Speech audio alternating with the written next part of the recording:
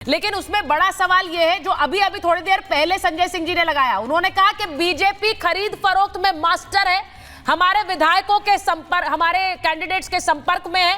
यह बड़ा आरोप आप पर लगा दिया है।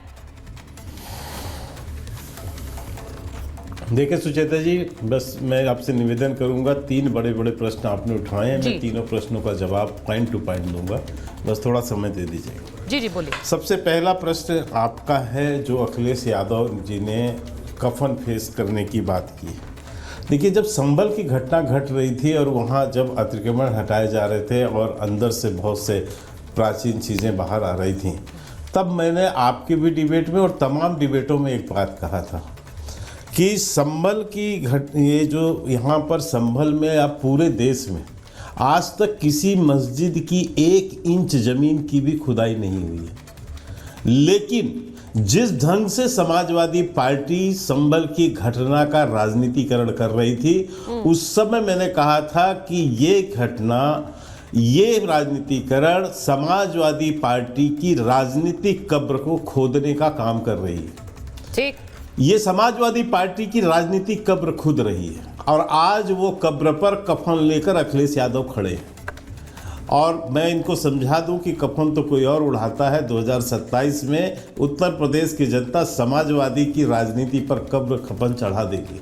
कब्र आपने खोद लिया, कफन हाथ में रख लिया है, उड़ाएगी उत्तर प्रदेश की जनता। नहीं, वो मैं जब अजीज साहब से बात करूंगी के शर्मा जी, उस पर जवाब तब दीजिएगा। पहले घनेंद्र जी की बात का जवाब दे दीजिए। और संजय सिंह जी, बिल्कुल बिल्कुल, मैं बीजेपी कर रही है दिल्ली में। हाँ, मैं संजय सिंह से जी जी जी बिल्कुल मैं बता दे रहा हूँ। ये सुसेजा जी, आप तो मुझे लगता है लंबे समय से डिबेट करवा रही हैं और राजनीति इसमें पत्रकारिता में भी 2 साल पहले भी आपने सुना होगा। ये 10 साल के इनके शासनकाल में ये 10वां बार 11वां बार होगा जब ये आरोप लगाते हैं कि हमारे विधायकों को खरीदने की कोशिश हो रही है, हमारी पार्टी को। आपने आतिशी को भी सुना होगा। संजय सिंह तो पता नहीं जिंदगी में सुबह से उठते हैं तो यही बोलते हैं।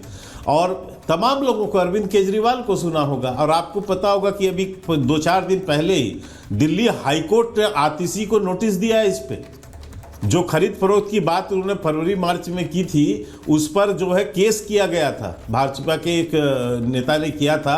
उसको इन्होंने किसी स्पेशल जज से उस पर कुछ स्टे वगैरह कराया था, लेकिन बाद में हाईकोर्ट ने पुनः नोटिस दे रखा है। यही घटनाक्रम है कि हमारे लोगों को खरीदा जा रहा है। उसका अभी इनको न्यायालय में फेस करना है, सबूत पेश करना है। तो ये इसके माहिर हैं। लेकिन इस चुनाव को लड़ा कैसे गया है, इतना ही समझना चाहिए, बस इतने में क्लियर हो जाएगा। ये शुरुआत कैसे किया अरविंद केजरीवाल ने इस 2 महीनों में, इसमें चुनाव में पहला मुद्दा इनका क्या था जी? फर्जी वोटर लिस्ट। ये किसके अगेंस्ट था? चुनाव आयोग के। ये कैंपेन किसके विरुद्ध चलाया इन्होंने? चुनाव आयोग के। दूसरा इन्होंने यानी, और जो सबसे अंतिम प्रेस था अरविंद केजरीवाल का, वो ईवीएम पर आरोप था कि 10% वोट पहले डाल दिए गए हैं। ये भी जो है किसके अगेंस्ट था? चुनाव आयोग के। और बीच में जो मुद्दे थे जिसमें इन्होंने कहा कि मेरी गिरफ्तारी हो जाएगी, मेरे को गिरफ्तार कर लेंगे, सिसोदिया को गिरफ्तार कर लेंगे, आतिशी को कर लेंगे, ये सब दिल्ली पुलिस के यानी जांच एजेंसियों के अगेंस्ट था। एक आरोप लगाया कि जान से मार देंगे, ये दिल्ली पुलिस के ऊपर आरोप था, वो मुद्दा था। और एक था कि नदी में जहर घोल दिया, ये था हरियाणा सरकार के अगेंस्ट। मैं कहता हूं भाजपा के अगेंस्ट आप लड़े कहां?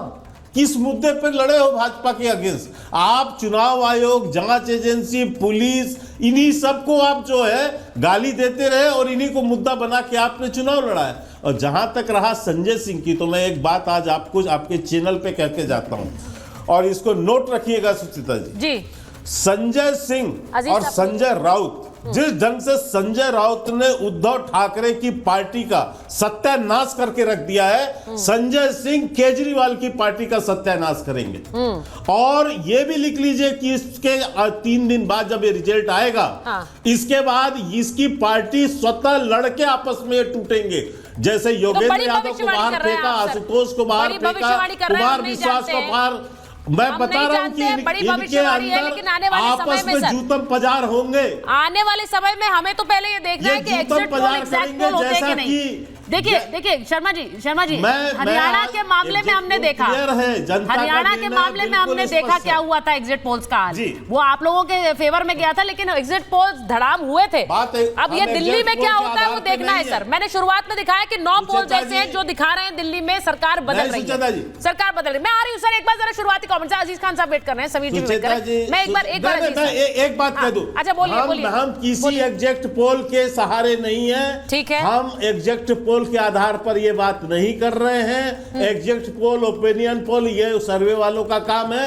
हम सीधा ये बात जानते हैं कि हमारे कार्यकर्ताओं ने जिस ढंग से चुनाव लड़ा, जिन मुद्दों पे हमने चुनाव लड़ा, जनता का जो हमें रिस्पांस है, उसके आधार पे मैं कह रहा हूं कि सरकार हमारी बनने जा रही, जैसा मैं हरियाणा के समय भी डंके की चोट ठीक है, सरकार आपकी बनने जा रही है, आप कह रहे हैं। अजीज खान साहब, दिल्ली में सरकार बन रही है। अखिलेश जी दिल्ली आए थे, उन्होंने यहाँ पर भी चुनाव प्रचार किया था।